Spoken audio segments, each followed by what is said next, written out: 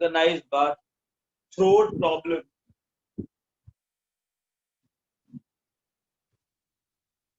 You might be sleepy, right? After a long time, you came at 9 o'clock.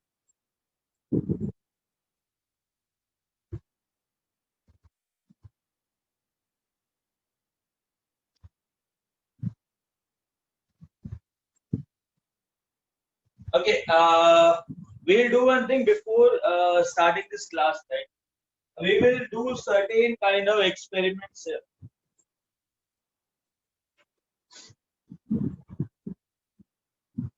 Okay.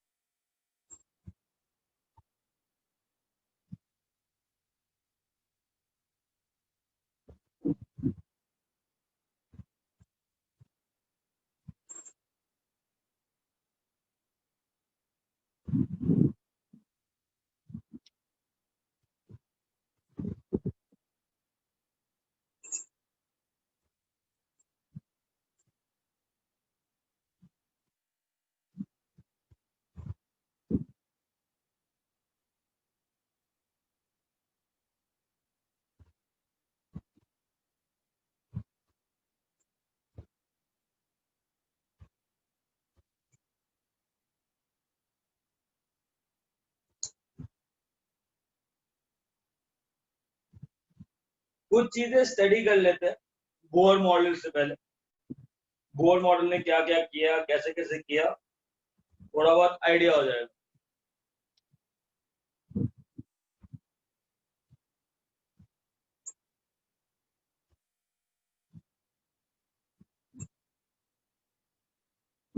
Okay. Listen. मेरी आवाज आ रही है? Am I audible to you guys? Yes, sir. Yes, sir. Yes, sir. Now, listen. There are certain things which we have to understand here.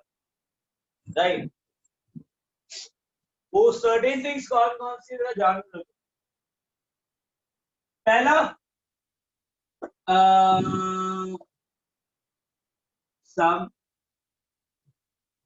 important concept. Getting it? Is the foundation. Is the foundation for Bohr model.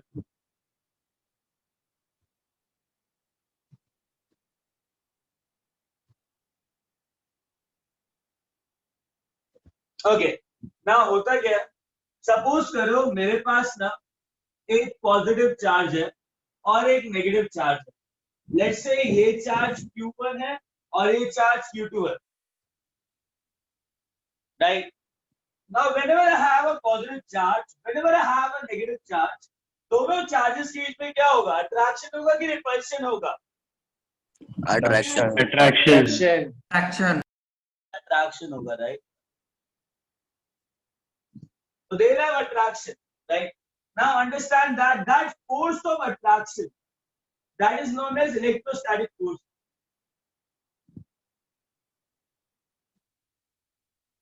Electrostatic force. And you know what? The force between two charged particles will be equal to F is equal to Q1 Q2 by 4 pi epsilon naught. Let's say distance between this Q1 and Q2 is D. Or make it more simple, R. So distance is R. Now I have force will be equal to Q1 Q2 by 4 pi epsilon naught R square. Now I have this force of electrostatic force which is operating between these two charged particles will be Q1 Q2 by 4 pi epsilon naught R square. Epsilon naught नहीं, epsilon. This is epsilon. Epsilon.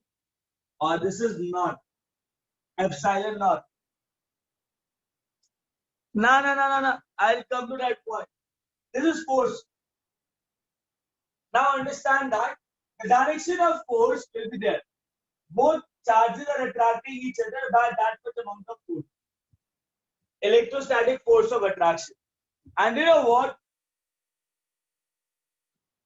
If I talk about, tell me, whenever there is a force of attraction or force of repulsion, the energy possessed by the system due to that force is known as. What does that not mean? Hey, it's just a symbol. Epsilon naught means absolute permittivity of vacuum. Epsilon naught is for vacuum. So it's just a constant. This is epsilon, and this is not epsilon naught. Just the name of the symbol. Just the name of the symbol. Don't bother about this symbol too much. Now understand that 1 by 4 pi epsilon naught. Value is 9 into 10 raised to power 9.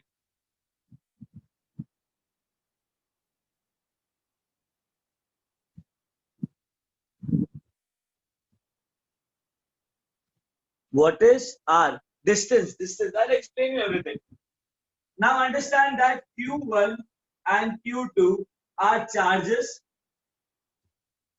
in coulomb. Charges in coulomb. R is distance between charges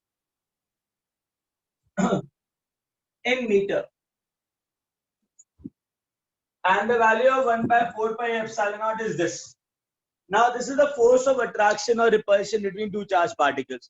Now my question was, the energy which is possessed by any system due to the force of attraction or due to the force of repulsion, that energy is known as?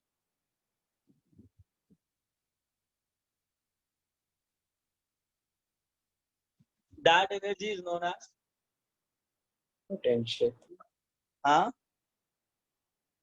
उस energy को क्या कहते हैं? Very good.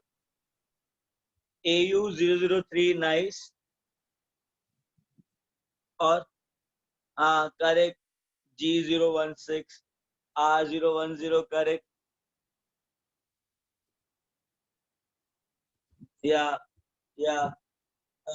B002 you can unmute yourself. And R016 ठीक है. Oh, correct. Listen, the energy which is possessed by the force of attraction, possessed by a system due to the force of attraction or repulsion, is known as potential energy. 1 second. B002, tell me what happened.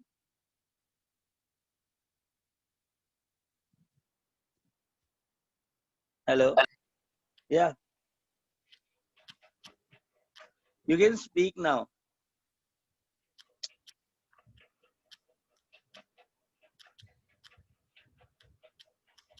Yeah.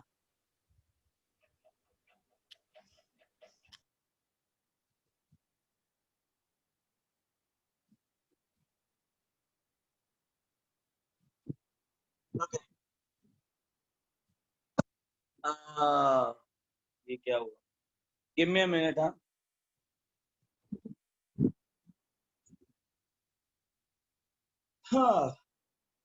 Now listen, everyone.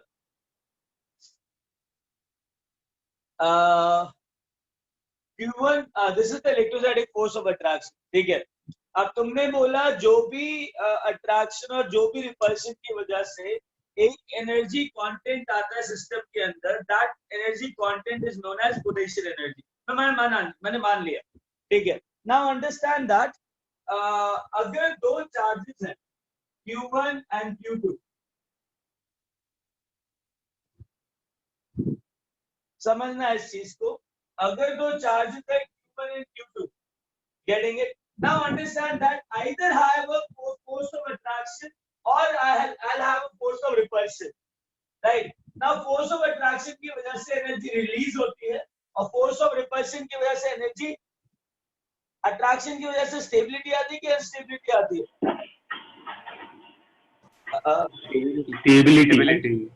Stability आती है. हाँ. force of attraction की वजह से I am getting stability, and you know that, right? Because of force of attraction, stability is there.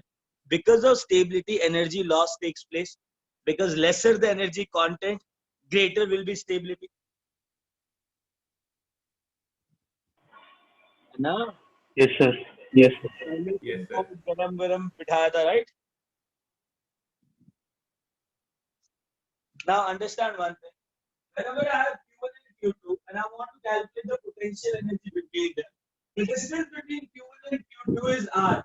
The potential energy formula is Q1 into Q2 divided by 4 pi epsilon naught.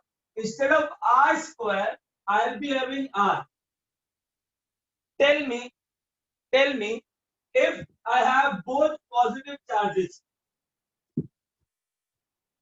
will the energy will be absorbed or the energy will be released?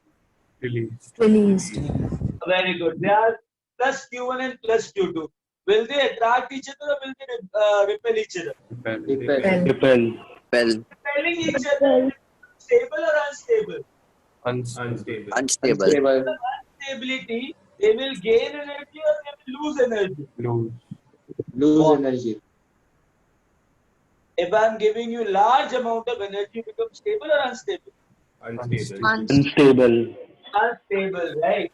So listen, here the potential energy will become positive of Q1, Q2 by 4 pi epsilon naught R. And why positive? Because it is gaining that energy. Now understand that if the charge particle is Q1 and the charge particle is minus Q2. Now will they attract or will they repel each other? Attract. That. Each other, they will lose energy or they will gain energy. Lose energy. Energy. जब वो attract करेंगे तो बहुत ज्यादा energy क्या होगा, loose होगा कि गेन होगा? Lose होगा. लूज होगा और लूज होने की वजह से क्या होगा, स्टेबिलिटी आएगी कि अनस्टेबिलिटी? Stability. एनर्जी हो जाएगा minus of Q1 Q2 by 4 pi epsilon naught R. Why it is minus? Because energy is Lost. lost. Energy is lost. Everyone agreed to that? Yes, sir. Yeah. Very good. So proud of you. Can I rub this? Sir, wait. Energy. Sir, wait.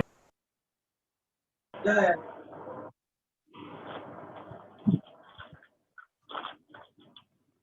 Energy loss.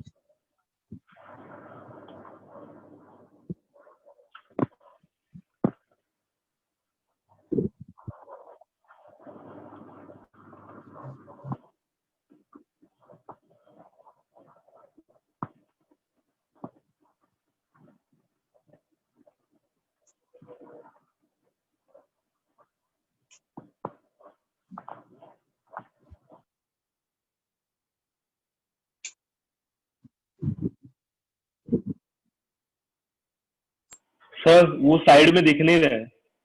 What? Energy lost है क्या वो side में? हाँ हाँ. Thank you. हाँ दिख रहा है sir. If both are positive, both are negative charges, the energy will be gained. If both are, one is positive, other is negative, energy will be lost. If both charges are positive, both charges are negative, energy will be gained. Because there will be repulsion. Because of repulsion, it become unstable, energy will be gained.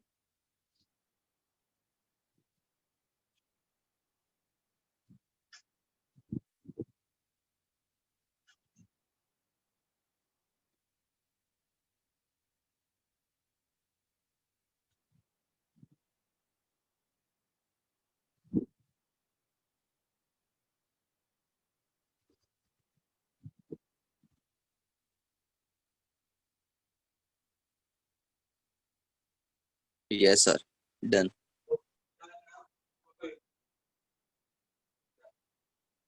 So, एक काम करते हैं, तुमको circular motion के बारे में बताता हूँ, ठीक है? ये ना रबर बैंड डाल दिया मैंने इस मार्कर के ऊपर, ठीक है? एंड सुनना ध्यान से, ये मार्कर ब्लू ब्लू लिख रहा है, ठीक है, अच्छी तरीके से ब्लू ब्लू लिख रहा है, उड़ के ना गिरे बस, बाकी सब ठीक है। Shall I rub this? Yes, sir. Yes, sir. Yes, sir.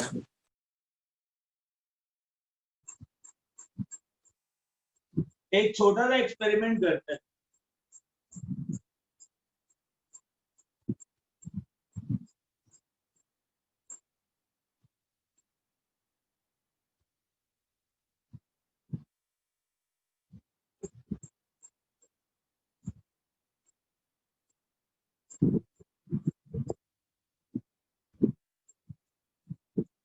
Okay, सुन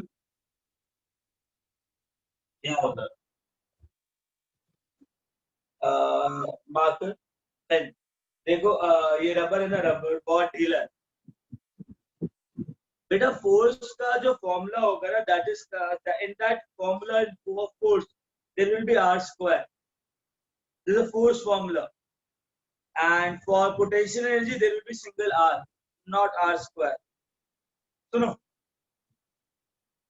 ये रबर बैंड है, राइट, और मैंने मार्कर में डाल दिया, ठीक है ना। अब मुझे सर्कुलर मोशन एग्जीक्यूट करना है, ठीक है।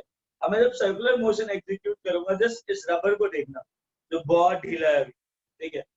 I will start this circular motion, right, and marker काम कर रहा था ब्लू ब्लू, राइट। लिसन, जब मैंने सर्कुलर मोशन एग्जिबिट किया ना, तो मैंने देखा कि जो क्या कहते हैं, ढीला ढीला सा रबर था, उसके अंदर ना बहुत ज्यादा टाइटनेस आ गई, और जितना ज्यादा वेलोसिटी दे रहा हूँ ना, उतना ज्यादा ना मेरे उंगली में फोर्स लग रहा है बीच में, ठीक। तुमको नहीं दिख रहा ना रबर, मेरे को भी दिख रहा, बहुत स्पीड है। See, I'm doing this. I'm just executing a circular motion like this. घर पे मत करना, अगर मार्कर उड़ के घर गया ना, किसी को लग गया, तो is not safe at home. मजाक कर रहा हूँ, कर लेना। देखो, जब मैं कर रहा हूँ ना इस मोशन को, तो I am feeling a stretch on the hand, here, this side, here, and because of that it, yeah, listen, when I'm executing a circular motion ना, मेरे को सेंटर पे फोर्स फील हो रहा है। पता है क्या, जब भी कोई सर्कुलर मोशन होता है ना इस टाइप से, तो I'm just revolving it around a circular motion। हाँ, बता दो। तो सेंटर पे जो फोर्स लग रहा है ना मेरी उंगली पे, जो ये तुम्हारा रबर बैंड लगा रहा है, हाँ, उसको सेंट्रीपिटल फोर्स कहते हैं। क्या कहते हैं? और हर एक सर्कुलर मोशन के लिए ना मुझे सेंट्रीपिटल फोर्स चाहिए होता है, तो इस फोर्स को क्या बोला जाता है? Centripetal force. Now understand that every action has an equal and opposite reaction. Every action has an equal and opposite reaction. अब समझना इस चीज को। जब मैं इसको सर्कुलर मोशन कर रहा हूँ, now understand that, हाँ, करेक्ट, एकदम करेक्ट। Now listen, मेरे हाथ पे जो फोर्स लग रहा है उसे सेंट्रीपिटल फोर्स कहेंगे, जो बीच में लग रहा है, ऐसे जाना। और जिस मार्कर पे जो फोर्स लग रहा है ना, उसे सेंट्रीफ्यूगल फोर्स कहते हैं, जो बाहर की तरफ लगता है। तो every action is an equal and opposite reaction, Newton uncle ने कहा था, third law. Now third law की वजह से अगर ये मार्कर इस तरीके से सर्कुलर मोशन एग्जीक्यूट कर रहा है, I am feeling a force toward the centre at my finger, and this marker is feeling force outside, right. तो मेरे को जो फोर्स लग रहा है ना, वो इनसाइड लग रहा है। इनसाइड फोर्स को सेंट्रीपिटल फोर्स कहते हैं, आउटसाइड फोर्स को जो मार्कर के ऊपर लग रहा है, कौन सा है वो? सेंट्रीफ्यूगल। सुनो, इस मार्कर के अंदर ना इंक थी, तो इंक के ऊपर कौन सा फोर्स लगा? सेंट्रीफ्यूगल, बाहर की तरफ। और मेरी उंगली पे कौन सा फोर्स लगा? Centripetal.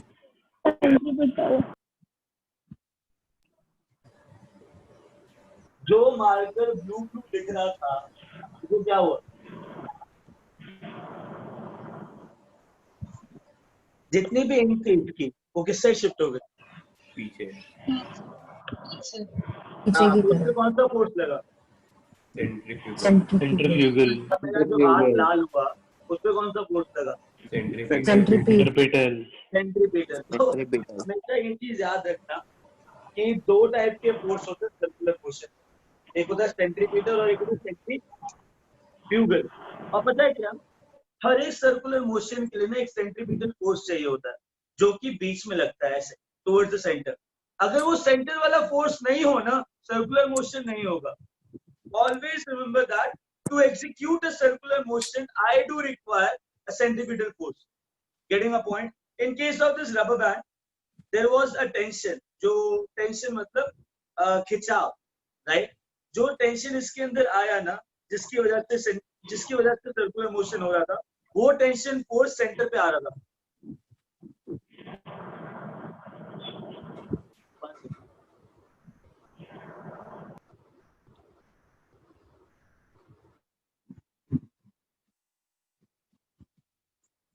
ऐसे जो सेंटर पे फोर्स एक्सपीरियंस कर रहा था is because of this tension.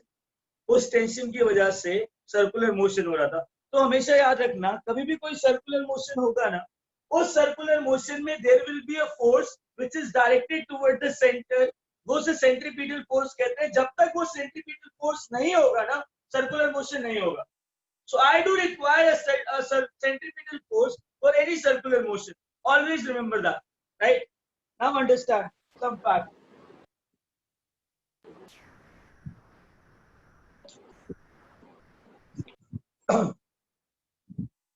कुछ facts समझ लो, which will be like very important for you. हाँ.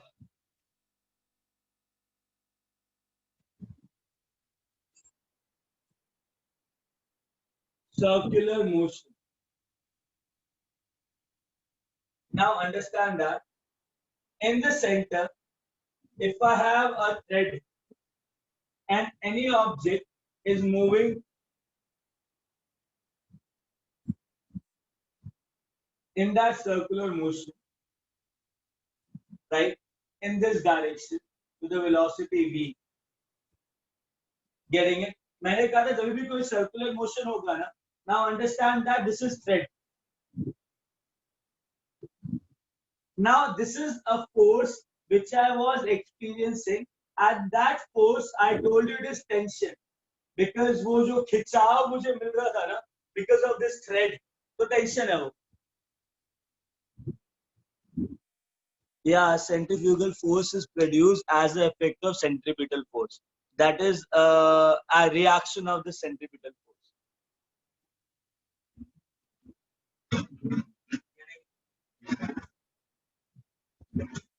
So you just tell me which actually force is required to execute a circular motion, that is centripetal force. Centripetal force he force देगा circular motion के लिए. Now understand that.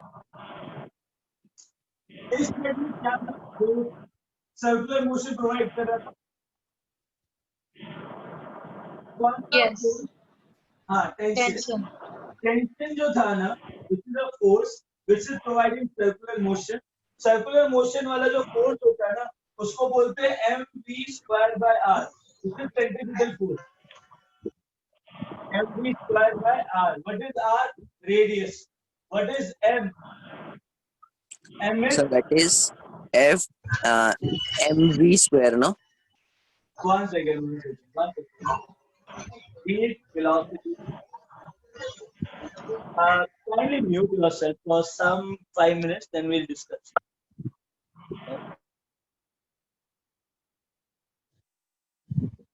Okay.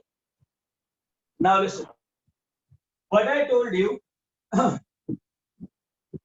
जो centripetal force होता है, centripetal force. Centripetal force is always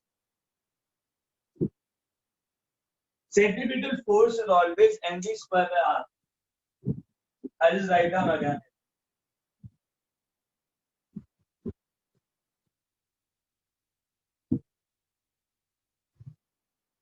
Is mv square by r, where m is mass of object which is executing a circular motion, V is velocity of object.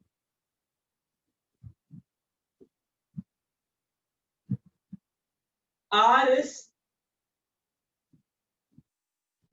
radius of circular path which it is executing. Now हर एक circular motion के लिए ना ये centripetal force चाहिए ही चाहिए, जो कि मेरे को उंगली में लग रहा था. जब तक ये centripetal force नहीं मिलेगा ना, which is directed toward the center, तब तक ये circular motion नहीं होगा. जब मैंने thread लिया तो जो force center में लग रहा था, that was provided by tension, खिंचाव. उस tension को, तब वो tension force मुझे ना centripetal force provide कर रहा था.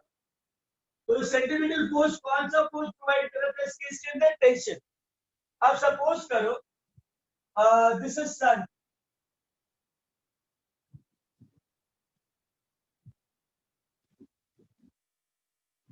I know that this is earth.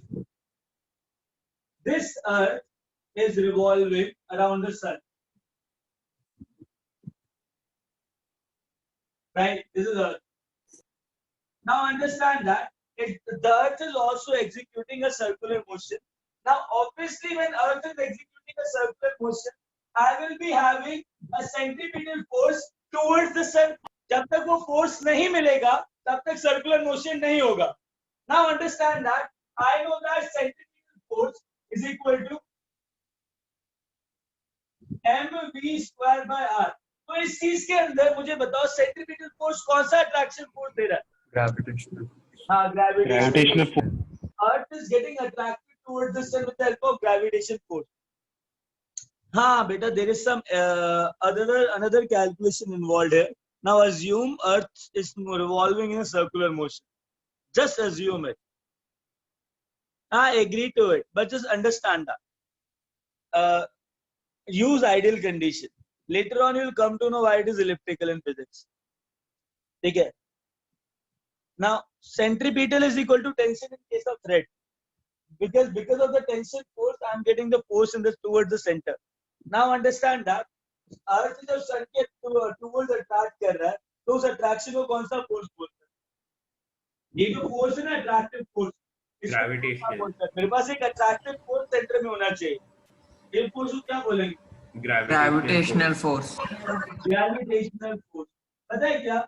इसमें ना ये gravitational force जो center पे act कर रहा है ना, जैसे ही center पे act कर रहा है, ये center पे act कर रहा है, तो यही force centripetal force provide करेगा, because तभी तुम्हारा circular motion होगा. तो मुझे हर एक motion के लिए ना एक ऐसा force चाहिए जो center पे act कर रहा है और वही force centripetal force provide करता है. इसके अंदर ये tension था, इसके अंदर ये gravitation force है. अगर suppose करो मेरे पास एक positive charge है और एक electron उसके around revolve कर रहा है. Now electron और positive charge में ये जो attraction है towards center, ये कौन सा force है? Negative और positive? Electrostatic force of attraction. हाँ? Electrostatic force. Electrostatic force of attraction. Now understand that ये भी towards center direct कर रहा है. अगर ये towards center direct कर रहा है तो ये क्या provide करेगा? Centripetal force. Centripetal force. इसके अंदर ये electrostatic force है जो कि centripetal force provide कर रहा है. Am I right? Yes, sir. हर एक सर्कुलर मोशन के लिए ना मेरे को एक फोर्स चाहिए which is acting towards the center, जो कि सेंट्रीपिटल फोर्स प्रोवाइड करेगा. अंडरस्टूड? अभी ना इतना कॉन्सेप्ट लिखो and now we'll discuss Bohr's model. अगर इतना समझ में आया then we'll go to Bohr's model. ठीक है? तो सर्कुलर मोशन में हमेशा एक फोर्स सेंटर पे एक्ट करता है. वो सेंटर वाला फोर्स कोई भी चीज प्रोवाइड कर सकती है. अगर सन अर्थ का है तो gravitation force toward the centre होगा. अगर इलेक्ट्रॉन प्रोटॉन है, electrostatic force which is directed toward the centre होगा. अगर कोई थ्रेड मूव कर रहा है तो टेंशन होगा. सर फाइनल केस में mv स्क्वायर बाय r नहीं होगा ना सेंट्रीपिटल फोर्स? सेंट्रीपिटल फोर्स हमेशा mv स्क्वायर बाय r ही होता है. बट सर वो तो क्लासिकल मैकेनिक्स में होता है. हाँ तो बेटा हम भी तो क्लासिकल मैकेनिक्स कर रहे हैं. बोर तो क्लासिकल मैकेनिक्स ही फॉलो करता है. बट सर एटॉमिक लेवल पे तो वो एक्सेप्टेबल नहीं होता ना बहुत सारी नहीं, चीजें। चक्कर क्या है ना, जब तक बोर था तब तक हमने न्यूटोनियन मैकेनिक्स ही लिया था, तभी तो बोर मॉडल फेल हुआ अच्छा ठीक। था। हाँ, तो sir F is equal to centripetal upon क्या लिखा है? क्या क्या क्या F is equal to centripetal upon centripetal force लिखा था, अपॉन नहीं था, सेंट्रीपिटल फोर्स को लिख के सेंट्रीपिटल को अंडरलाइन किया था। Okay sir. हाँ, फॉर्मूला नहीं था वो। अच्छा, डन। Yes. सर हो गया लिख के। चलो डन डन। 1 second, sir. हाँ बेटा, लो लो टाइम लो, कोई दिक्कत नहीं।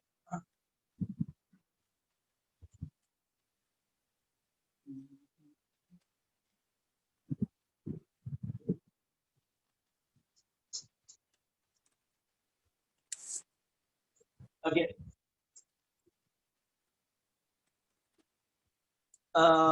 FE electrostatic force. FE is electrostatic force.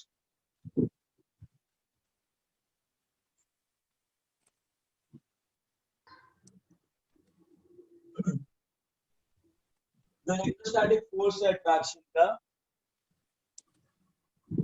हाँ बेटा, Fe जो है ना वो इलेक्ट्रोस्टैटिक फोर्स है। इलेक्ट्रॉन जो है वो इलेक्ट्रोस्टैटिकली प्रोटॉन के थ्रू अट्रैक्ट करेगा ना, और वो electrostatic force towards the centre direct होगा। नेगेटिव चार्ज पॉजिटिव चार्ज की तरफ अट्रैक्ट करेगा तो टुवर्ड्स द सेंटर जाएगा ना, अगर वो टुवर्ड्स द सेंटर जाएगा तो वो सेंट्रीपिटल फोर्स प्रोवाइड करेगा। सर सेंट्रीफ्यूगल फोर्स क्या होगा इलेक्ट्रॉन और एटम के केस में? क्या क्या क्या इलेक्ट्रॉन और न्यूक्लियस के केस में सेंट्रीफ्यूगल फोर्स क्या होगा? शेल्स। जो फोर्स इलेक्ट्रॉन को बाहर लगेगा, जो कि सेंट्रीपिटल को बैलेंस करेगा। सेंट्रीफ्यूगल फोर्स तो इलेक्ट्रॉन पे लगेगा ना बेटा, सर बाहर की लगेगा तरफ। तो इलेक्ट्रॉन पे, बट किसी कहीं से ओरिजिनेट होएगा, जैसे अर्थ में मोमेंटम भी लग सकता है अर्थ और सन वन के केस। सेकेंड वन सेकेंड, मैं ना अभी, अर्थ है ना सन के अराउंड घूम रही है, तो अर्थ जो है वो सन को अट्रैक्ट करे with the help of gravitation force, तो उसका जो फोर्स अर्थ पे लग रहा है वो that will be which force? Centrifugal ना। सन का, बट अब सर अर्थ जब सेंट्रीफ्यूगल फोर्स एक्सपीरियंस कर रही है, उस पॉइंट पे सेंट्रीपिटल फोर्स और सेंट्रीफ्यूगल फोर्स दोनों एक दूसरे को बैलेंस कर रहे हैं ना, और actually speaking centrifugal force is outcome of centripetal force. देखा जाए उसको तुम सूडो फोर्स बोल सकते हो, the force which doesn't exist as it own. अच्छा ठीक। अच्छा हटाओ इसको। Yes, sir. Yes, sir. Sir, what is Coulombic force and angular momentum? Hey, angular momentum, Coulombic force will come in the Bohr model thing. We'll do that. Just wait. Coulombic force of attraction तो बताया ना, electrostatic force of attraction को Coulombic force of attraction कहते हैं।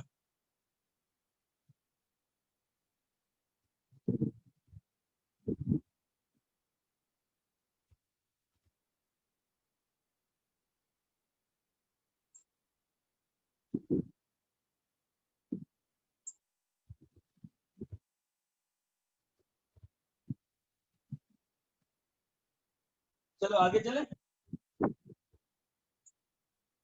Okay. Yes, sir. Yes, sir. Yeah. हाँ,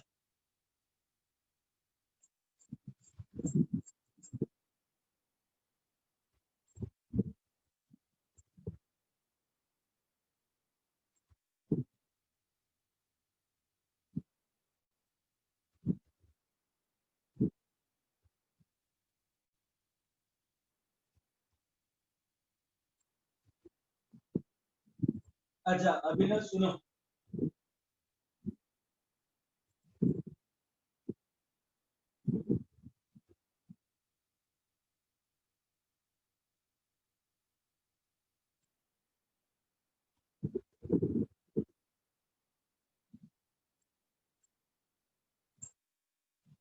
तो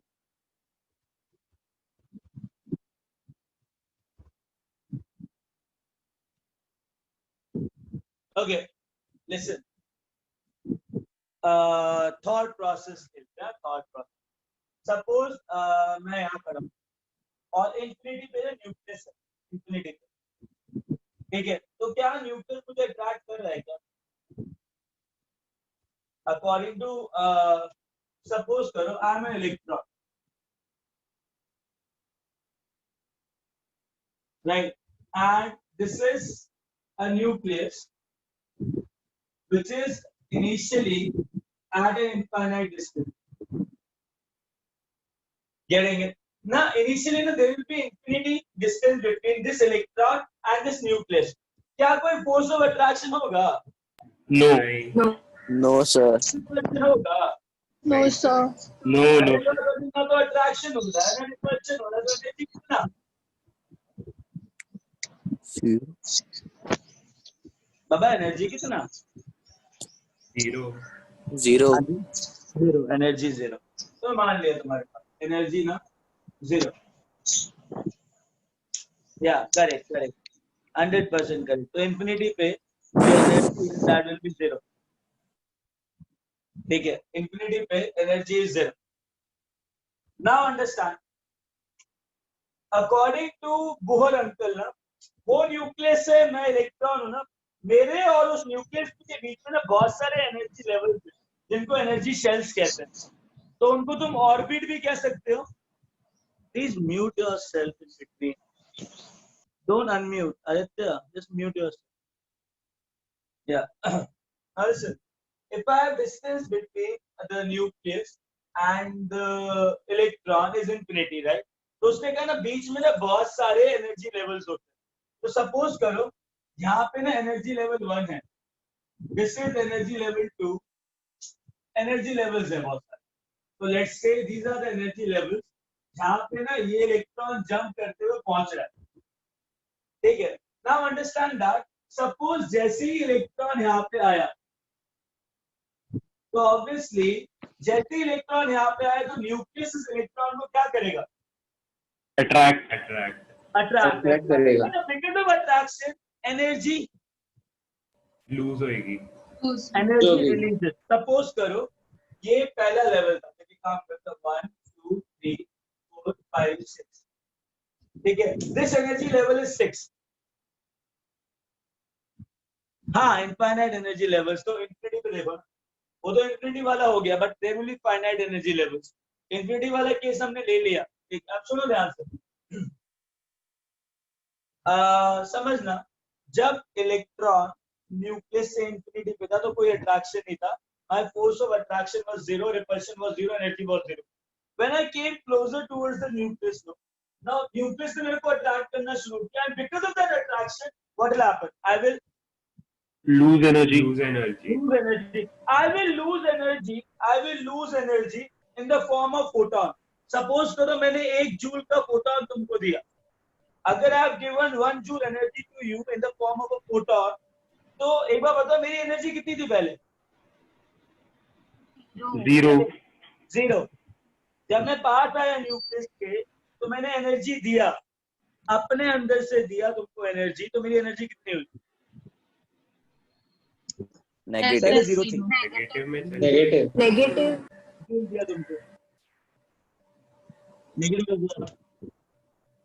When my energy was 0 and when I came closer towards the nucleus, the nucleus started attracted me. Obviously, I lose energy. जैसे ही मैं इस level पे पहुंचा, तो मैंने तुमको एक फोटोन दिया जिसका जो एनर्जी था वो 1 जूल था. अगर मैंने फोटोन दिया जिसका एनर्जी 1 जूल था, तो मेरी एनर्जी कितनी है अभी? -1. हाँ, बोलो -1 की energy. Energy can be negative मतलब तुमने एनर्जी लूज किया है. तो यहाँ पे एनर्जी कितना हुआ? -1. मतलब जब भी मैं इस छठे शेल में रहूंगा तो मेरा energy will be always -1. Always. Getting it? So I am at the -1 energy level right now. Suppose मैं और ज्यादा अट्रैक्ट किया न्यूक्लियस से. जैसे ही न्यूक्लियस के और पास गया तो न्यूक्लियस मुझे क्या करेगा? और ज्यादा अट्रैक्ट करेगा. और ज्यादा अट्रैक्ट करेगा तो मैं और ज्यादा एनर्जी क्या करूंगा, लूज। मैं पास गया उसके, मैंने एनर्जी लूज करी, अब मेरी एनर्जी थी -1, मैं सपोज एक ऐसे एनर्जी लेवल पे आया जिसका एनर्जी -3 है, कितना है, -1 पे था, -3 पे आया, तो कितना एनर्जी, हाँ, I said earlier I was at -1 level, right? If I am at -1 level, I am coming more closer towards the nucleus. If I'm coming more closer towards the nucleus, I'm getting more attracted towards it. If I'm getting more attracted towards it, I'll be losing more energy, right? Now -1, say मैं suppose -3 energy level पे आया. When I came to -3 energy level, -1 से -3, so how many joules of energy I liberated? -2 joule. फिर magnitude में तो 2 है। Liberated का मतलब ही माइनस होता है। तो how many joules of energy I have lost? 2 joules. 2 joules. अच्छा, I am giving that 2 joules in the form.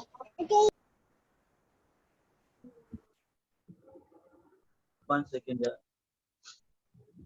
I said when you answer it, no, just mute yourself. That will be better. Now understand, whenever I am giving you 2 joules, right? That 2 joules will come towards you in the form of photon. Photons. In the form of photon. तो suppose करो मेरे पास -1 joule energy था, अब मेरा energy हो गया जैसे ही मैं इधर आया -3 हुआ, तो I have given you the energy in the form of photon, and that photon has energy of 2 joules. तो जब तक मैं यहाँ पे रहूंगा ना, तब तक मेरी एनर्जी कितनी रहेगी, 5वें सेल में -3। अब मैंने क्या किया, यहां से जंप करके चौथे शेल में आया, जैसे ही चौथे शेल में आया मेरा अट्रैक्शन न्यूक्लियस के साथ क्या हो गया, Increase. बढ़ गया, तो मैं Increase. एनर्जी और लूज करूंगा। सपोज जब मैं यहाँ से यहाँ पे आया ना, तो मैंने 3 जूल एनर्जी लूज किया। जब मैं यहाँ से यहाँ पे आया तो I have lost 3 joules of energy. तो पहले मेरी -3 एनर्जी थी, अब कितनी होगी, -6. -6। जब मैं यहाँ से यहाँ आया तब मैंने एनर्जी लूज करी, कितना, लेट्स से 4 जूल। तो -6 से कितना आया, -10. -10। यहाँ से मैं आया तो 5 जूल एनर्जी रिलीज करी, -15. तो फॉर्म ऑफ फोटोन कितना एनर्जी लेवल हुआ, -15 joules. और यहाँ से यहाँ आया तो और ज्यादा एनर्जी लूज करी, लेट्स से 6 जूल एनर्जी। मेरा कितना एनर्जी हुआ, -21. हाँ, देखो जब मैं न्यूक्लियस के सबसे ज्यादा पास आ गया ना, मतलब अट्रैक्शन सबसे ज्यादा है, तो मैंने सबसे ज्यादा एनर्जी लूज करी, तो मेरा एनर्जी सबसे ज्यादा कम हो गया, -21। सबको दिख रहा है, सबको समझ में आ रहा है कि क्या हुआ। अब पता है क्या, Yes, बोर sir. ने भी ऐसे ही किया, how did the electron move from infinity to 6 shell by its own, that I made it, मैंने दिया उसको, मैं थोड़ा पुश किया ताकि वो चला जाए, उसने उतना एनर्जी लूज किया, कोई दिक्कत नहीं, उसको चला गया, ठीक है। आई इनिशिएटेड दैट प्रोसेस। अब मेरी बात सुन, बोर ने भी यही कहा था कि हर एक एटम में ना एनर्जी लेवल्स होते हैं इस टाइप के, उस एनर्जी लेवल्स का एनर्जी ये नहीं होता, कुछ और होता है, वो हम निकालेंगे क्या होता है, बट समझ लो कॉन्सेप्ट यही है कि सॉरी कितने में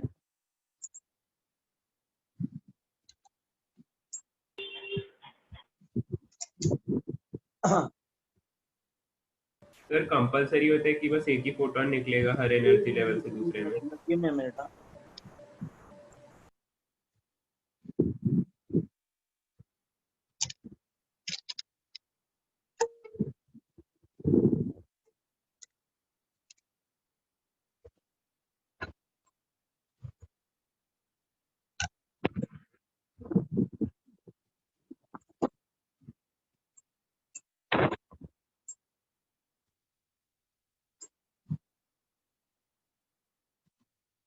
या क्या कह रहे हो?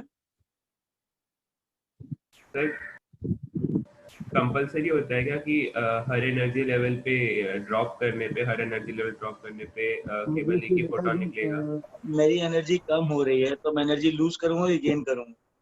सर आप लूज तो करोगे बट बस एक ही फोटोन निकलेगा हर एनर्जी लेवल। हाँ बेटा, बिकॉज मैं एक ही इलेक्ट्रॉन हूँ, हर एक ट्रांजिशन में एक ही फोटोन निकलता बट फिर हर की है। एक एनर्जी बात अलग बताओ, है। टेल मी वन थिंग, अगर मैं तेरे को थर्ड फ्लोर से फर्स्ट फ्लोर में जाने के लिए बोलूं directly, suppose you are a superman, right? तो you went directly from third floor to first floor. तो जब तुम थर्ड से फर्स्ट फ्लोर जाओगे, पहली ट्रांजिशन से नीचे वाली ट्रांजिशन में पहुंचोगे, तो फाइनल एनर्जी काउंट करोगे ना, फाइनल एनर्जी काउंट देखोगे ना, तो तुम जो एनर्जी लूज करोगे that will be in the form of bundle, because electron है। तो electron has these energy levels only, उसके बीच में कोई एनर्जी लेवल्स नहीं है। मेरे पास 4.5, 5.5, 6.5 कोई एनर्जी लेवल नहीं है जहाँ पे इलेक्ट्रॉन रुक के एनर्जी लूज कर सके। एनर्जी लॉस तभी होगा जब तक शेल चेंज होगा। छठे शेल से पांचवें शेल में क्या, तो दूसरा एनर्जी लेवल मिला उसको, तो ऑब्वियसली एक एनर्जी लेवल से अगर दूसरे एनर्जी लेवल पे जाएगा तो उन दोनों एनर्जीज का जो डिफरेंस होगा वो इकट्ठे ही लूज करेगा ना, बीच में तो वो लूज कर नहीं सकता क्योंकि कोई और एनर्जी लेवल नहीं है। हाँ are you getting my point? But sir ऐसा कोई पर्टिकुलर कोई क्वांटम वैल्यू तो होगा ना जिससे ये लूज कर रहा होगा इसका? देखो ये जो एनर्जी वैल्यूज है ना, दे आर ऑलवेज क्वांटाइज्ड। अब बट क्वांटम लेवल का मतलब होता है फिक्स एनर्जी। हाँ सर, कोई तो तो इसने फिक्स्ड ये एनर्जी बोला लूज ना, करना इसने भी तो चाहिए। ये बोला बोर ने कि जो एनर्जीज है फिक्स्ड है, क्वांटाइज्ड है। He never used quantum mechanics, but he always told that the energies are fixed. तो उसने जो एनर्जी लेवल्स निकाली ना, वो मैं एनर्जी लेवल्स निकालता हूँ। पहले ये समझ लो ये कॉन्सेप्ट क्या है। मुझे एक बात बताओ, one electron is moving from one energy level to another energy level और बीच में कहीं नहीं रुक रहा है, तो मैं एनर्जी जो लिबरेट होगी उस इलेक्ट्रॉन की will liberated as the difference between initial and final only, right? हाँ And it will happen in one go only. Sir, मान लो मैं फर्स्ट शेल पे हूँ, हाँ, मैं सेकंड शेल में जंप करने के लिए इलेक्ट्रॉन को एनर्जी दे रहा हूँ। दे दो। मैंने थोड़ी थोड़ी दी, बहुत एकदम कम में, मिनिमम पॉसिबल वैल्यू में दे रहा हूँ मैं, जितना कम दे सकता नहीं, हूँ। नहीं जाएगा, इलेक्ट्रॉन एब्जॉर्ब ही नहीं करेगा। जब तक मतलब तुम उतनी एनर्जी नहीं दोगे, जब तक जितनी एनर्जी उस एनर्जी लेवल डिफरेंस की इक्वल नहीं है ना, तब तक वो जाएगा ही नहीं। टुकड़ों में वो एब्जॉर्ब नहीं करेगा, वो इकट्ठे ही एब्जॉर्ब करेगा। अच्छा, तो बट कोई मिड पॉइंट नहीं रहेगा ना अभी उसका? उसी पॉइंट पे आ रहा हूँ मैं, मिड पॉइंट है ही नहीं ना कोई। अब सेकंड और थर्ड फ्लोर के बीच में कोई और फ्लोर है नहीं, तो कहाँ लटकोगे?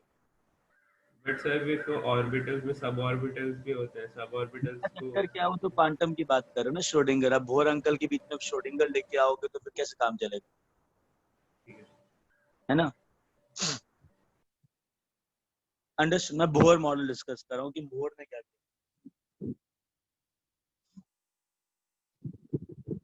Sir why didn't electron go near to the nucleus after 20? अरे यार, वो फाइनल एनर्जी लेवल है। अब जो अर्थ के अराउंड मरकरी घूम रहा है, तो मरकरी और पास क्यों नहीं जा रहा है सन के?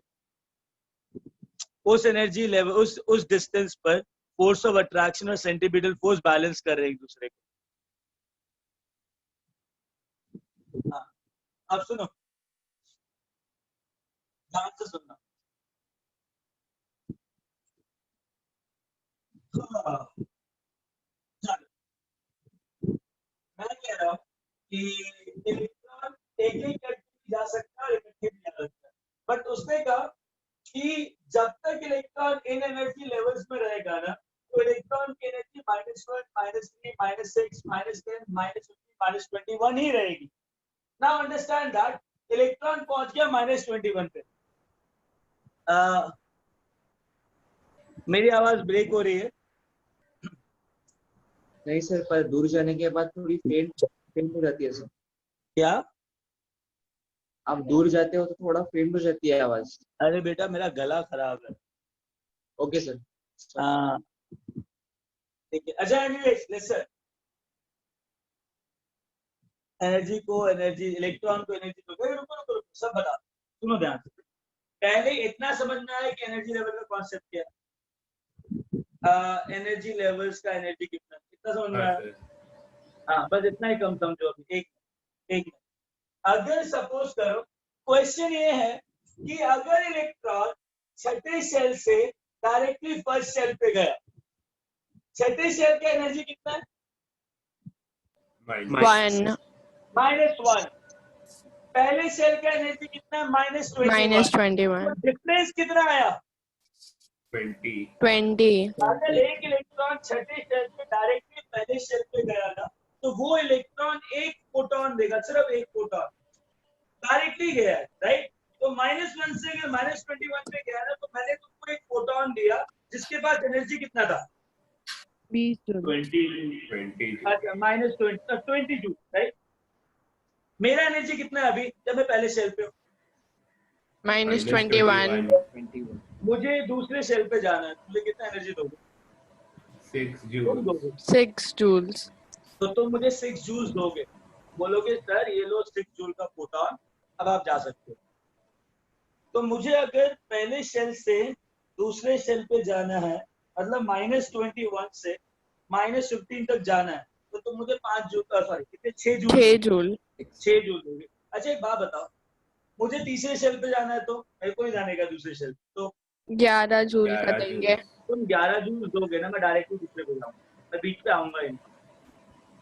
तुमने हाँ. मुझे 11 जूल दिया, मेरा एनर्जी था -21 प्लस 11 जूल, तो मेरा एनर्जी डायरेक्टली कितना हुआ? -10। I go directly over that. Sir Bohr के फॉर्म में तो मेरी एनर्जी माइनस, सर बोर के टाइम पे पार्टिकल नेचर एक्सेप्टेड था या वेव नेचर, या दोनों duality, wave nature duality prove हो चुकी है? दोबारा बोल। बोर के टाइम पे, इस मॉडल के टाइम पे पार्टिकल नेचर था या फिर वेव नेचर ऑफ वो इलेक्ट्रॉन? अब बेटा सिर्फ पार्टिकल नेचर था, वेव नेचर आया नहीं था। सर पार्टिकल नेचर था तो फिर इलेक्ट्रॉन के केस में फिर वो इलेक्ट्रॉन सीधा टेलीपोर्ट थोड़ा ना कर सकता है उधर तीसरे वाले से। That is what I am saying, right? So एक बात बता, टेलीपोर्ट की तो बात ही नहीं हो रही है इसके अंदर। इसके अंदर तो उन एनर्जी लेवल्स की बात हो रही है जिसके अंदर सेंट्रीपिटल फोर्स तुम्हारा बैलेंस कर रहा है इलेक्ट्रोस्टैटिक फोर्स पे। हर एक पॉइंट पे तो बैलेंस नहीं करेगा ना, सिर्फ अलग अलग रीजन में बैलेंस होगा। Getting it? It was the distances where the centripetal force was balanced by electrostatic force. तो उसने कुछ गलत नहीं किया। He calculated those regions. But sir मैंने अगर आपको 11 जूल दिया तो आप उधर बीच में से पास तो करोगे इस मॉडल के टाइम के अकॉर्डिंग। क्या करूंगा? आप एटलीस्ट वो बीच वाले शेल से पास तो करोगे अगर पार्टिकल नेचर एक्सेप्टेड था। और समझ नहीं रहे, ये जो बीच वाला शेल है क्या एक रोड बनी हुई है या फिर मैंने घर बना रखा है? सर पता है जंप कर रहा है बट सीधा it is just a physical space, right? उस फिजिकल स्पेस में मेरा एनर्जी बैलेंस नहीं हो रहा, तो मैं वहां पे क्यों ही रुकूंगा? सर रुकोगे नहीं बट पास तो करोगे उसके थ्रू। पास करने का मतलब देखो यार, मेरी एनर्जी -21 है, तुमने 11 जूल दिया। तुमने जब 11 जूल दिया तो मेरी एनर्जी डायरेक्टली कितनी हुई? -10। कितनी हुई डायरेक्टली? -10 जूल। मैं डायरेक्टली क्या करूंगा? मैं बीच में क्यों रुकूंगा? सर मैं भी ये नहीं बोल रहा कि रुकोगे, मैं बोल रहा हूँ रुका। सुनो ना, I am absorbing energy in the form of photons. Photon जो है वो पूरा एनर्जी पैकेट है, तो मैं डायरेक्टली पूरी एनर्जी एब्सॉर्ब कर रहा हूँ। जो मेरा एनर्जी ट्रांजिशन हो रहा है वो पूरा हो रहा है, तो टुकड़ों में नहीं हो रहा है। बट सर पास तो करेगा ना उस शेल। हाँ पास करूंगा, क्यों नहीं पास करूंगा। हाँ बस यही रुकूंगा नहीं उधर।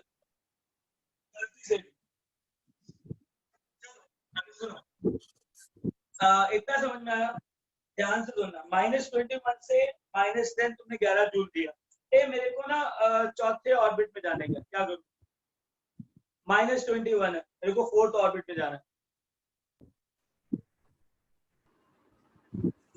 15 जूल। -21 है, मुझे फोर्थ में जाने का है। 15 जूल। 15 जूल्स। 15 जूल। 15 जूल दोगे? कितने दोगे? 15। तो मुझे 15 जूल दोगे, मैं डायरेक्टली उधर चला जाऊंगा। आप समझना इस चीज को। मेरे को सपोज मैं यहाँ पर हूँ फर्स्ट शेल में, मेरे को ना यहाँ पे आने के लिए 5 जूल से और यहाँ पे आने के लिए मुझे 11 जूल चाहिए। तुमने मुझे 8 जूल दिए तो क्या होगा? तो आप सेकंड कुछ शेल नहीं पे होगा। आओगे, 8 जूल का फोटोन। तो आप सेकंड शेल पे आ जाओगे बट बाकी एनर्जी रेडिएट कर दोगे। यही मैं कह रहा हूँ। अगर ये जो इलेक्ट्रॉन है इसका जो परमिसिबल वैल्यूज है ना, ये 6 जूल एब्जॉर्ब करके यहाँ आएगा और ये 11 जूल एब्जॉर्ब करके यहाँ आएगा। अगर तुमने 8 जूल किया ना इसको, कुछ नहीं होगा। हाँ कुछ नहीं होगा, वो एब्जॉर्ब ही नहीं करेगा। क्यों? क्योंकि उसके पास ये कैपेसिटी है ही नहीं कि कहीं बीच में जाके वापस आए, क्योंकि बीच में कोई स्पेस ही नहीं है, कोई भी ठहराव नहीं है। तो I don't have any energy level in between, तो वो एब्जॉर्ब ही नहीं करेगा। तो मतलब इलेक्ट्रॉन सिर्फ वही एनर्जी एब्जॉर्ब करेगा जो एनर्जी लेवल के डिफरेंस के इक्वल हो, मतलब सेकंड शेल पे अदरवाइज भी वो नहीं आएगा। एब्जॉर्ब नहीं करेगा। That is why it is known as energical quantise. ऐसा नहीं होगा कि वो बीच में आया और वापस आया, ना ना ना, बिल्कुल नहीं, वो करेगा ही नहीं एब्जॉर्ब, बिकॉज 8 जूल एब्जॉर्ब करने के बाद उसके पास क्या कहते हैं 13 जूल का कोई एनर्जी लेवल ही नहीं, तो डायरेक्ट जंप नहीं कर सकता, तो नहीं करेगा। Point number 1। Point number 2, electron यहाँ पर है, इसको इंफिनिटी में जाने के लिए कितना चाहिए? 21 जूल। तुमने क्या किया? 25 दिया तो क्या होगा? सर नहीं जाएगा। नहीं होगा। जैसे ही तुमने 25 दिया तो इनफाइनाइट के बाद तो एनर्जी लेवल है क्या? नहीं सर। एटम से बाहर निकल गया ना। हाँ। जब एटम से बाहर निकल गया तो क्या फर्क पड़ता है? जब तक एटम के अंदर है तब तक ये लॉ फॉलो करेगा ना। हाँ। हाँ, तो अगर तुमने इसको 25 जूल दिए ना तो निकल जाएगा। 25 जूल तो इसको लगेंगे बाहर निकलने में। जैसे ही बाहर निकला उसके पास कितने जूल बचे? 4 जूल आ जाएंगे। Kinetic energy. हाँ हाँ। तो अगर मैं इलेक्ट्रॉन को एनर्जी दे रहा हूँ E, which is greater than this energy, और इनफाइनाइट वाली एनर्जी, तो इलेक्ट्रॉन क्या होगा? बाहर निकल जाएगा with extra kinetic energy. E, this is E dash. E is far greater than E dash, will come out. Let's say it is energy level. Some energy level is there. Getting it? बात समझ में आ रही है? Hello, are you getting my point? Yes sir. Yes, sir. Yes, sir. हाँ हाँ बोलो। अच्छा, अगर मैंने मैं था मैं 10 जूल पे था। कितने जूल पे था? -10 जूल पे। तुमने -10 जूल से ना मेरे को 7 जूल दिए। कितने दिए? -10 पे तुमने मुझे 7 जूल एनर्जी दिया, तो मैं क्या करूंगा? -3 वाले फिफ्थ शेल पे आ जाओगे। थर्ड लेवल पे था। थर्ड लेवल पे मेरी एनर्जी -10 जूल थी। मैंने 7 जूल का फोटोन एब्जॉर्ब किया, तो मैं कहाँ जाऊंगा? Fifth shell. 5वें शेल पे जाऊंगा। अच्छा, मैं 5वें शेल पे ना वापस से थर्ड शेल पे आ रहा हूँ, बट रुक के आ रहा हूँ। 5 से 4 पे गया, 4 से 3 पे गया, तो तुमने मुझे कितना एनर्जी दिया था? 7 जूल। 7। तो 5 से 4 में मैंने कितना एनर्जी दिया? 3 जूल। और 4 से 3 में मैंने कितना एनर्जी दिया? 4 जूल। आपने दिया कितना टोटल? 7 जूल। हाँ, मतलब energy absorb is equal to energy loss. Radiated. हाँ, या तो टुकड़ों में आके 2 फोटोन दूं या फिर डायरेक्टली आऊंगा तो 1 फोटोन दूंगा। तो अगर मैं रुक के आ रहा हूँ तो 2 फोटोन, अगर डायरेक्टली आ रहा हूँ तो 1 फोटोन। इतना समझ में आया? तो जो एनर्जी ट्रांसमिशन है ना इधर, it happen in the form of photon.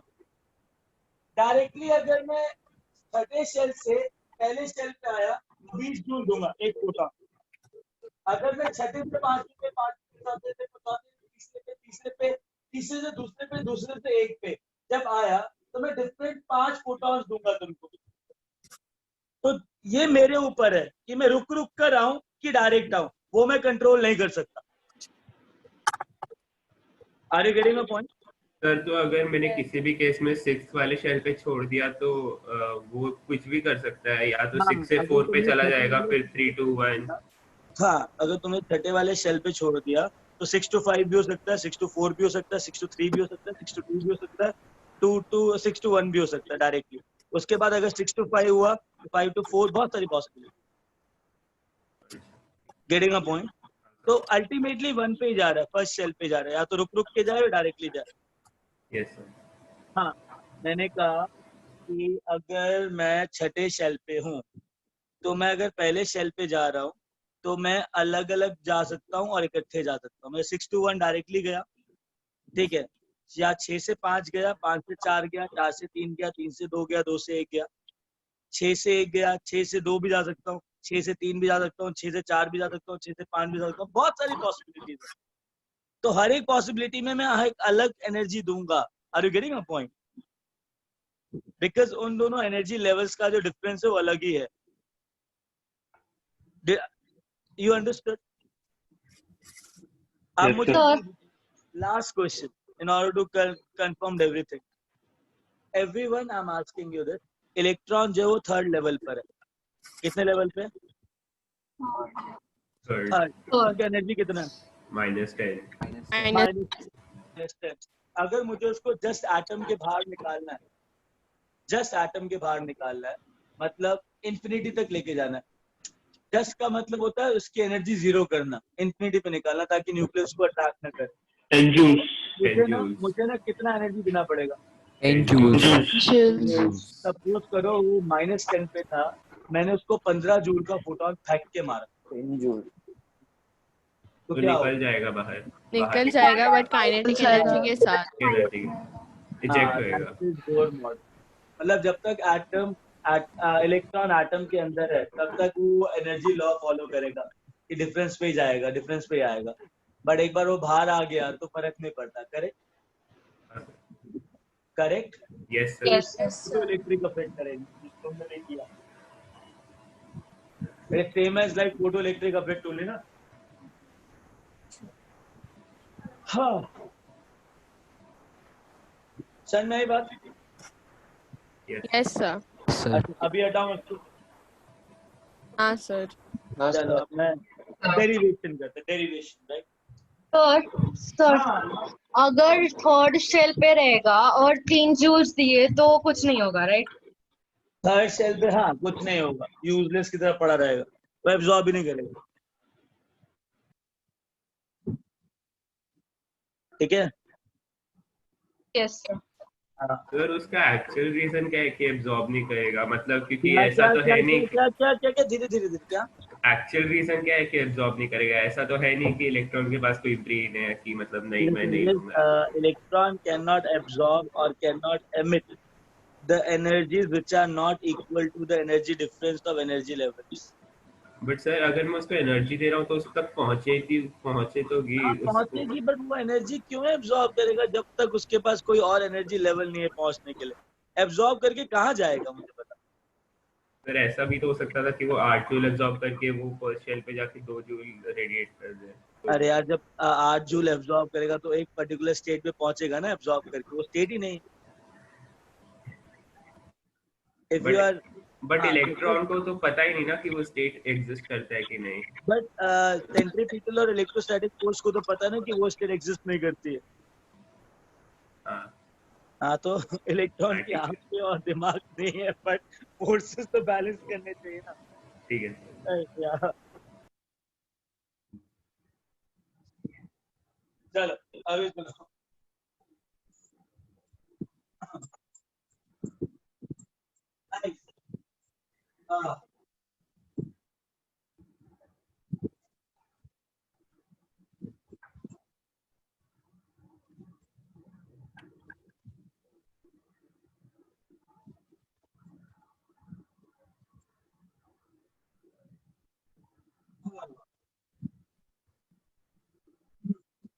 अब postulates of Bohr's model।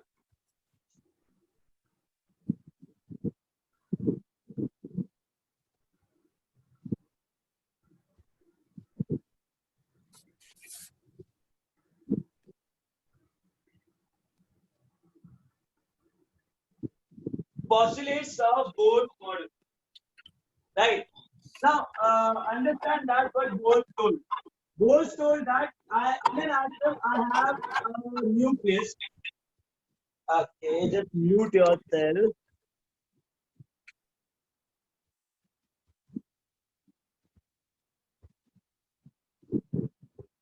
Okay. Listen. So what Bohr told, that atom consists of a positively charged nucleus where I have all the positive charge and the mass inside an atom, and this nucleus is surrounded by energy levels or orbits.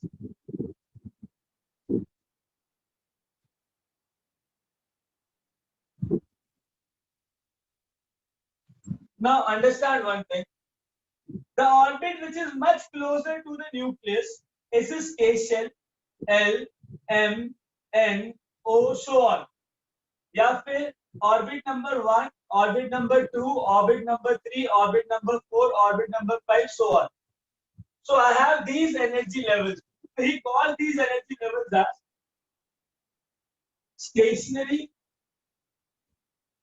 energy levels or orbits or energy levels or shells, energy shells. क्या लिखा chat में? वही जब मैं उधर देख रहा हूँ तो क्यों लिखते हो? जब इधर देख रहा हूँ तो लिखो ना, कम से कम दिखाई तो दे क्या लिख रहे हो.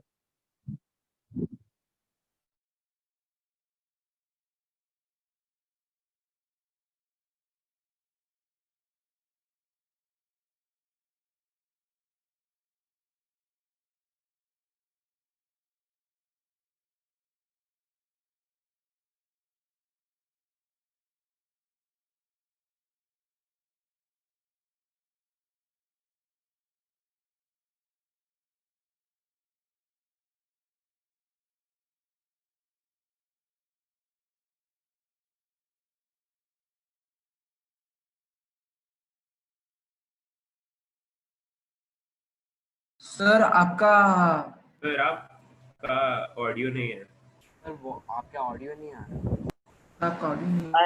I said बहुत सारे ड्रॉबैक्स हैं और ऐसा कोई भी मॉडल नहीं है जो जिसके ड्रॉबैक्स ना हो. अरे I am not audible to you. Sir अब हो. सुनाई दे रहा होगा. अभी हो. Now you are audible. अरे वो चक्कर क्या है, चैट ऑप्शन में आने के बाद ना वो डायल दब जाता. चलो एनीवेज लिसन. इतना समझ में आया? Now write down postulates of Bohr model. Point number 1. Write down. Point number 1. An atom consists of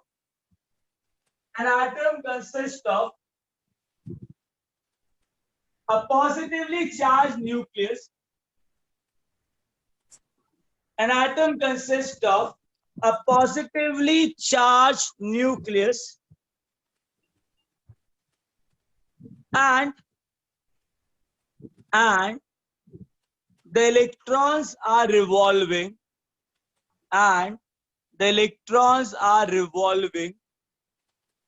around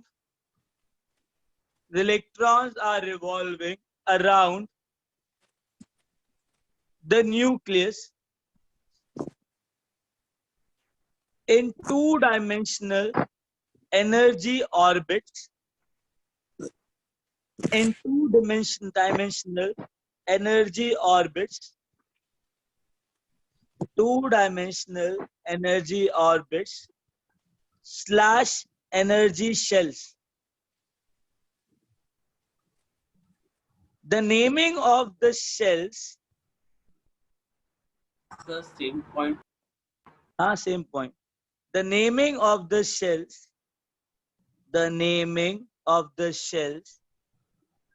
Starts from capital K, comma L, comma M, comma N, comma wo, etc. So on. Or n is equal to, or n is equal to 1, 2, 3, 4, 5, so on, starting from the nucleus.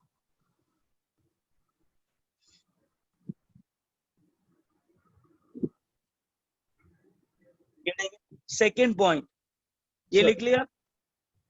नहीं sir, repeat करो ना 1 minute. अरे भाई repeat कैसे करूं, ये रटा हुआ छोड़ना था. Can any student can repeat that?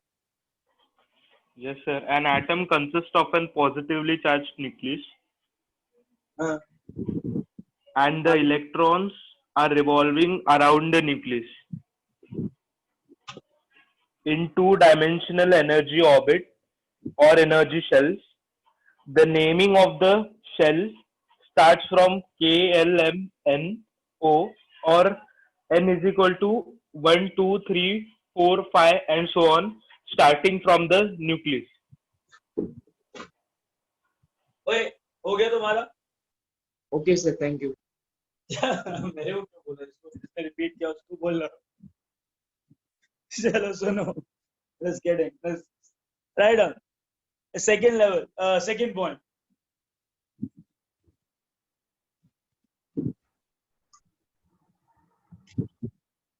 The orbits are also known as stationary energy levels / stationary shells. The orbits are also known as stationary energy levels / stationary shells. Now, understand why it is stationary. It doesn't mean that अगर एक electron एक particular orbit में रहेगा तो रुका रहेगा, ना ना ना ना, वो रुकेगा नहीं. वो उसने कहा कि वो इलेक्ट्रॉन इस शेल में जब तक है और जब तक घूमता रहेगा ना इसी शेल में, तो उसकी एनर्जी स्टेशनरी होगी. ना तो वो एनर्जी गेन करेगा, ना तो एनर्जी लूज करेगा. उसकी एनर्जी फिक्स होगी, और फिक्स एनर्जी को क्वांटाइज एनर्जी कहते हैं. अंडरस्टूड? तो यहीं पे ना बोहर ने रुदरफोर्ड को बेवकूफ बनाया था. It's very important to understand. Bohr बहुत ज्यादा अक्लमंद था उसको. उसने क्या किया, जब रुदरफोर्ड ने अपना मॉडल दिया ना, which was correct, कौन से अंकल आए थे? मैक्सवेल अंकल आके बोले कि यार पॉसिबल नहीं है. तो उसने क्या बोला कि मैक्सवेल यार तू ठीक है. तो am I audible? Yes sir. Yes sir. Yes, sir. हुआ क्या, तो मैक्सवेल ने बोला कि इलेक्ट्रॉन अगर सर्कुलर मोशन देगा तो गिर जाना चाहिए न्यूक्लियस पे, एनर्जी लूज करके. रुदरफोर्ड खराब है. तो बोहर बीच में आया. तो बोहर ने बोला मैक्सवेल को, यार मैक्सवेल तू ठीक है, you are saying it correctly. Rutherford तू भी ठीक है, तूने भी सही बोला है, बट तुम दोनों को ना एक बात पता नहीं है. तो दोनों क्यूरियस हो गए, भैया क्या बात नहीं पता. कहता है यार जो इलेक्ट्रॉन घूम रहा है ना एटम के अराउंड, न्यूक्लियस के अराउंड, वो ना स्टेशनरी एनर्जी शेल में है. बस उसने ना रुदरफोर्ड के मॉडल में स्टेशनरी वर्ड लगाया था, बस, और कुछ नहीं किया. अब आगे कैलकुलेशन करी. तो भाई साहब ने रुदरफोर्ड का मॉडल कॉपी किया. रुदरफोर्ड के मॉडल में सिर्फ उसने एक वर्ड एक्स्ट्रा ऐड किया था, that is stationary energy levels, और उसके बाद कैलकुलेशन करके उसने अपना पूरा मॉडल बनाया. Isn't it smart guy? और अभी तक किसी को पता ही नहीं कि स्टेशनरी एनर्जी लेवल्स में क्या है क्या नहीं है.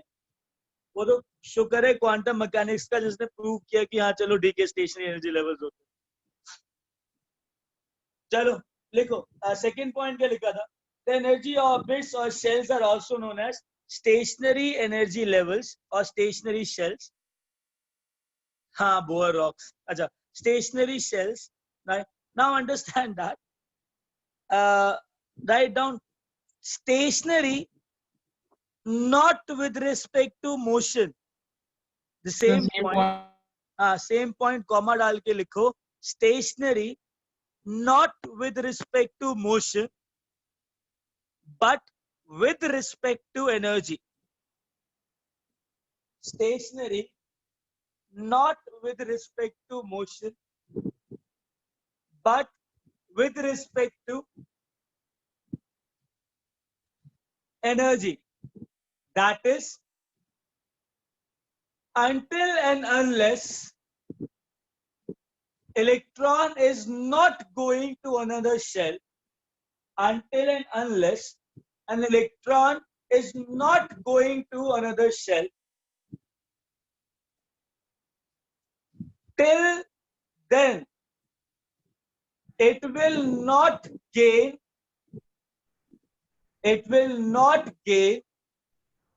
nor lose energy. It will not gain nor will lose energy. That is, it will not gain nor will lose energy. That is, the energy of electron becomes quantized. The energy of electron becomes quantized.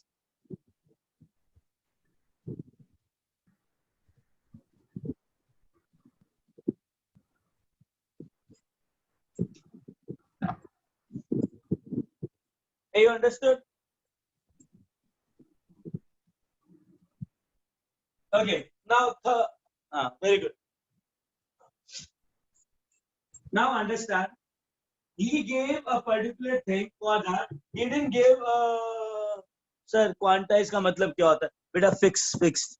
Energy is fixed. Fixed को quantize कहते हैं.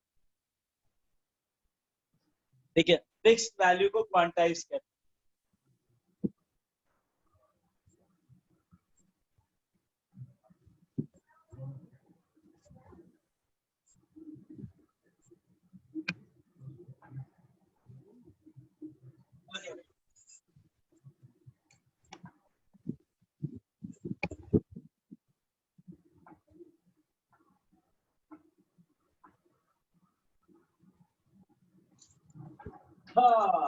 There will be quantized. Done.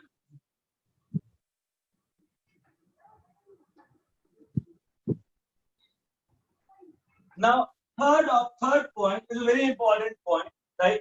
He said that the orbit, not orbital, orbit angular momentum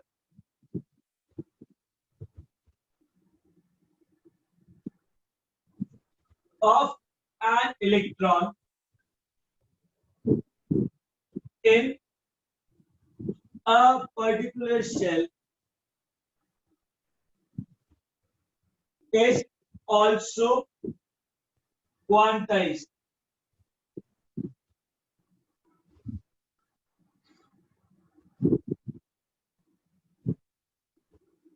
Quantized, that is fixed.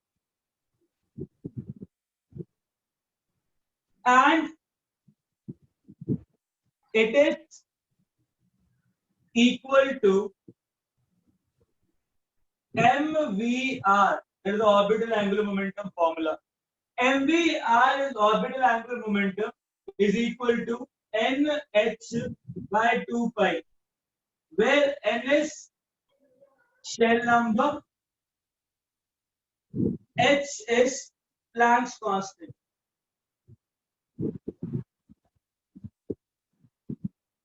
H is Planck's constant. So NH by 2 pi. इसका मतलब क्या है? समझो.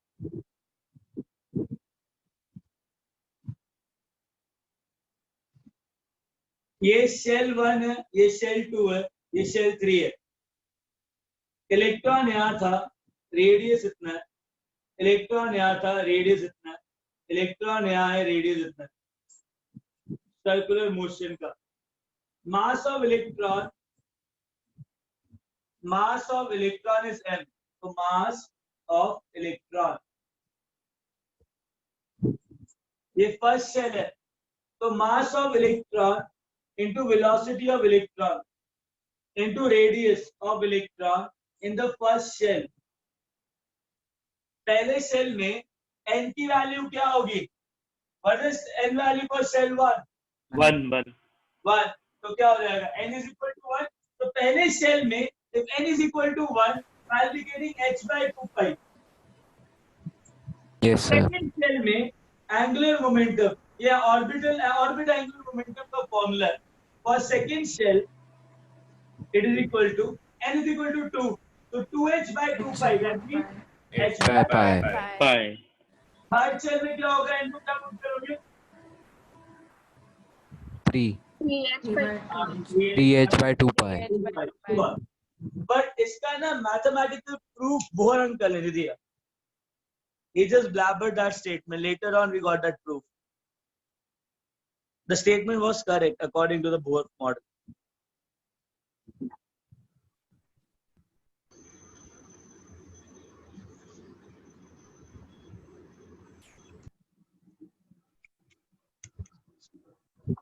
Okay, done.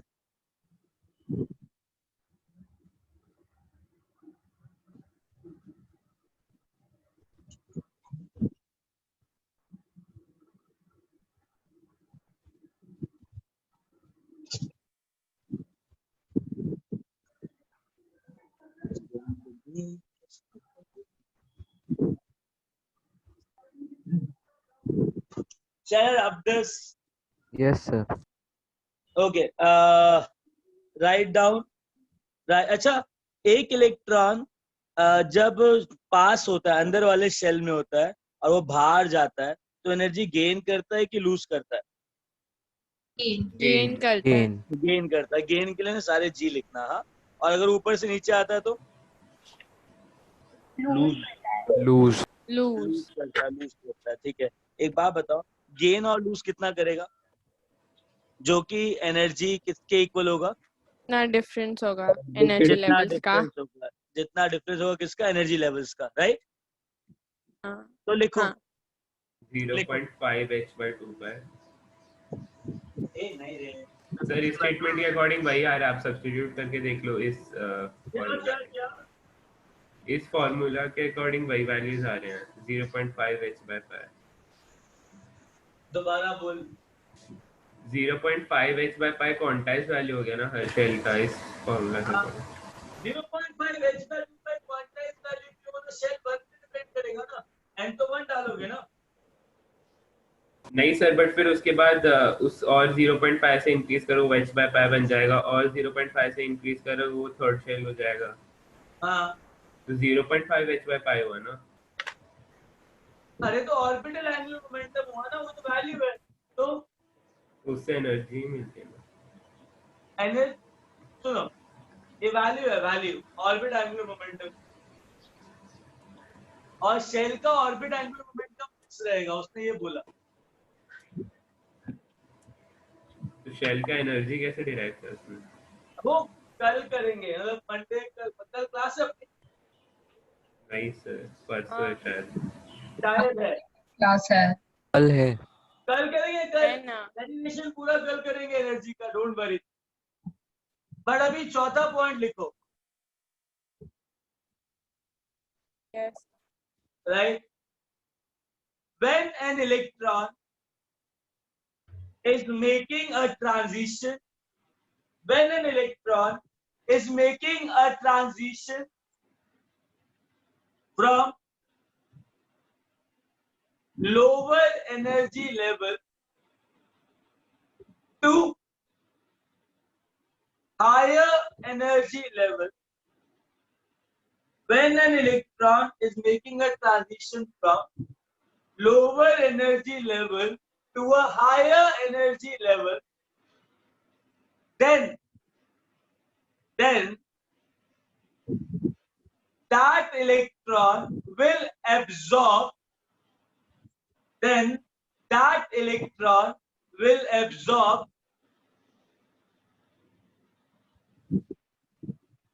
a photon of energy, will absorb a photon of energy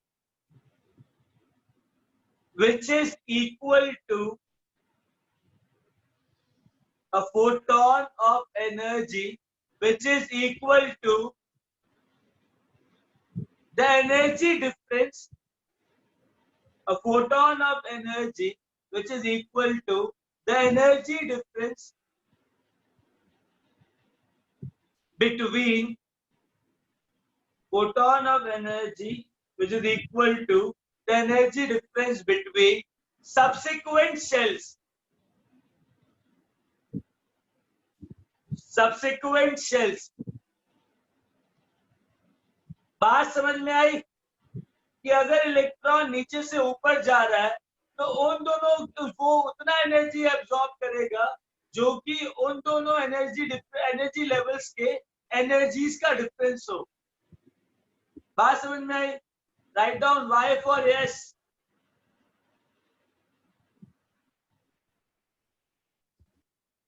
okay, 1 second. Very good, very good. 1 second, 1 second, 1 second, 1 second, 1 second, 1 second. Wow.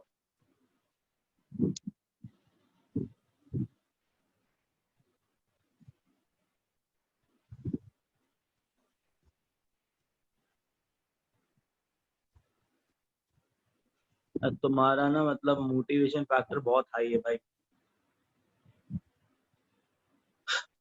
Repeat last sentence. God. Listen, you do one thing. I'll tell a student to repeat it. Write down 5th point right now. Write down 5th point right now. When an electron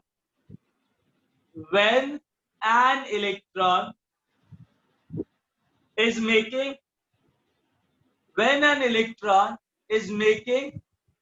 a transition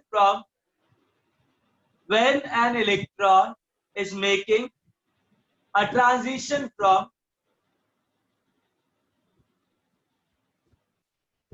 higher energy level to the lower energy level, higher energy level to the lower energy level, then it will lose energy. Then it will lose energy in the form of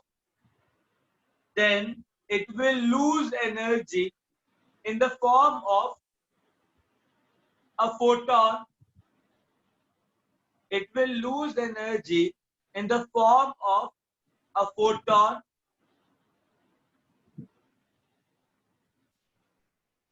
of energy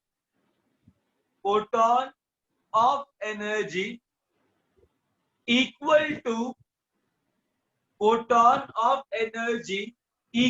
to the energy difference between the energy difference between the energies of subsequent shells. ये point clear है? जब electron ऊपर से नीचे आएगा तो energy lose करेगा इन the form of photon. वो एनर्जी किसके इक्वल होगी? दोनों शेल्स के एनर्जी डिफरेंस के इक्वल होगी। That was postulates of Bohr model. ये जो पोस्टुलेट्स है वो बोर मॉडल के हैं। tomorrow we will be doing the energy derivation. ठीक है?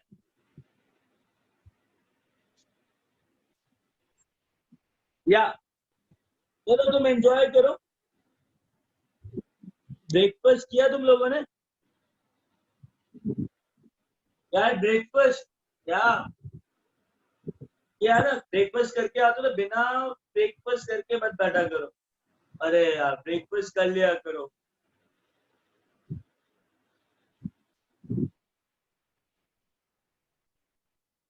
फोर्थ फिफ्थ में डिफरेंस ये है कि फोर्थ में इलेक्ट्रॉन ऊपर जंप कर रहा है तो फोटोन गेन कर रहा है, और पांचवें में इलेक्ट्रॉन नीचे आ रहा है तो इलेक्ट्रॉन लूज कर रहा है। हाँ बेटा पता है मुझे, मैं कल मतलब इस हफ्ते तो नहीं, नेक्स्ट वीक का प्लान करता हूँ, ठीक है। हाँ या एक मिनट सर, इफ क्या कह रहे हो सर? इफ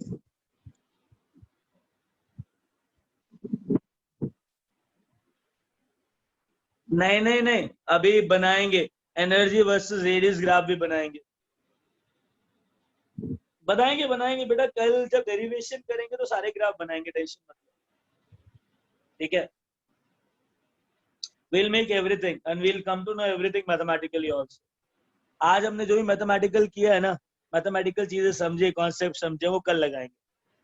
पढ़ लेना, इस वीडियो को ढंग से देख लेना, कॉन्सेप्ट समझ लेना, mv²/r भी समझ लेना, ये भी समझ लेना, सर्कुलर मोशन के लिए सेंट्रीपिटल फोर्स चाहिए, ये सारी चीजें कर लेना।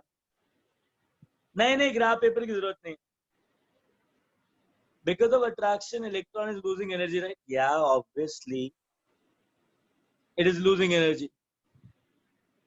Okay, चलो ब्रेकफास्ट कर लो जिसने नहीं किया, एंड कुछ पी लो, कॉफी वॉफी या फिर चाय या फिर कुछ ड्रिंक सेकेंड सेशन से पहले। Bye bye sir. Bye, bye sir. Bye, take care, Bye, sir. Bye, take care.